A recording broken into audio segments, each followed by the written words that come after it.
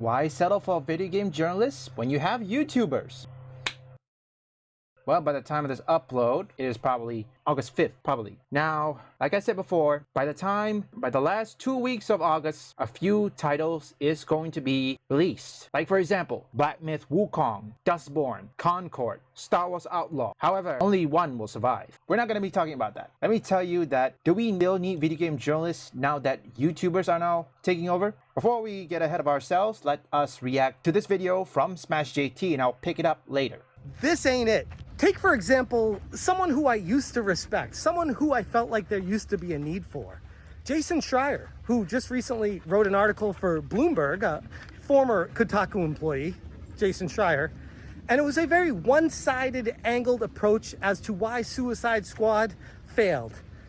But the ironic thing about him talking about why Suicide Squad failed was he failed to mention anything about Sweet Baby Inc.'s involvement with it, showing an inherent bias towards the video game industry and a specific angle and approach that he took to disseminating the information to the readers, and then tried to back it up and defend his stance by saying, oh, no, that's not what it is. And if you're trying to say that Sweet Baby Inc. had any involvement with why the game failed, you're the problem. And it got me thinking, like, these journalists have become more of a mouthpiece for corporations to spew propaganda than anything. They're not giving information. They're not giving the full story. If anything, I've seen time and time again the exact opposite of that.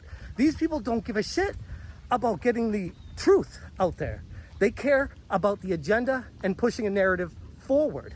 And it goes back to the point of there's no need for journalists to even exist anymore. There's no need. Content creators, well, some content creators are still shilling for the video game industry, which that's something we cannot stop. It's bound to happen. Overall, the one thing I love, there are still some good journalists. That's why you have someone like John F. Trent. Let me show you. He made some good articles, which I'm going to show you right now. This is from John F. Trent. He also has a YouTube channel as well. Take a look. He's covering all of this. This is one of the ones that are not biased. Look at this one. They also cover Layoff, which I don't think IGN or Kotaku is going to cover any of this, or even this, and even this one. I think they're going to cover it, which they're going to spin the narrative, as we all know. And like Smash JT says, they don't give a shit about us. Now, overall, also another video from Hypnotic, which I'm going to be putting it on the screen. The problem is right now, normally, when people are afraid to even speak out, they usually go to video game journalists. However, that thing changed after Gamergate 1. When they knew gaming journalists are now in cahoots with the higher-ups and the video game publisher, CEO, whatever it is, where do they turn to? Where do they look for help? YouTubers. YouTubers are the new ones. And yes, there are some people who are biased, like the Act-Man, but regardless, they're gamers at the end of the day. However,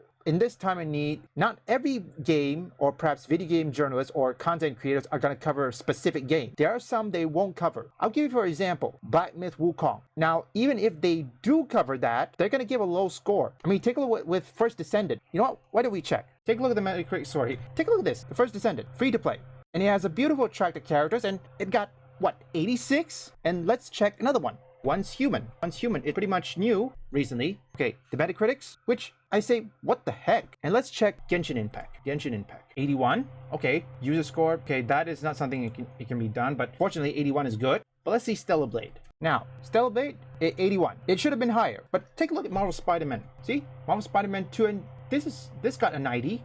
Well, I'm certain you know the ending. People hated it, yet it got a 90. I'm certain those journalists, they won't even notice. I think they know the ending, what happened. Instead, they just rated a 90. That's a clear indication that, yes, it may sold a lot of units. The story and the character like Mary Jane, no, that's not good. That is mediocre at best. Overall, YouTubers are the new journalists, are the new video game journalists. And people within those AAA video game industry, they are looking for a way to spread their message, and they cannot rely on video game journalists. So their best bet is YouTubers. YouTubers are the new ones. And yes, there may be bias. They will make sure those messages are spread across the globe and to ensure the person who are spreading it remains anonymous. Leave a like and subscribe. Comment down below. What do you guys think? If you want any gaming news or reviews or anything, visit my first channel up here or link in the description.